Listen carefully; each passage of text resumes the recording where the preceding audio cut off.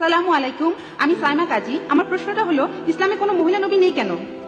বোন, আপনি প্রশ্ন করলেন কেন ইসলাম ধর্মে কোনো মহিলা নবী নেই। কোরআন পরিষ্কারভাবে বলেছে যে পুরুষ হলো তার পরিবারের নেতা। তাহলে পরিবারের নেতাই যখন পুরুষ, তাহলে একজন নারী কিভাবে সমাজের সব মানুষকে নেতৃত্ব দেবে? এবারে দ্বিতীয় অংশে আসি।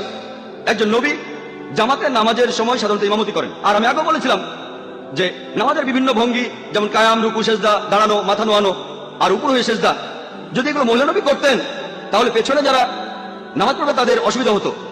আর এছাড়াও দেখবেন যে নবীজি সাধারণ মানুষের সাথে প্রায় প্রতিদিনই দেখা করতেন। কোন মহিলা নবী থাকলে ইসলাম পুরুষ ও নারীর অবাধ মেলামেশার অনুমতি দেয় না। যদি কোনো মহিলা নবী হতেন আর তিনি অন্তঃসত্ত্বা হন, সে সময় তিনি বেশ কয়েক মাসের জন্য তার দায়িত্বগুলো পালন করতে পারবেন না। যদি তার সন্তান থাকে তাহলে তার জন্য একই সাথে নবী ও মায়ের দায়িত্ব পালন করা কঠিন হয়ে যাবে। একজন পুরুষই ভালোভাবে নবীর দায়িত্ব পালন করতে পারবেন। আশা করি উত্তরটা পেয়েছেন।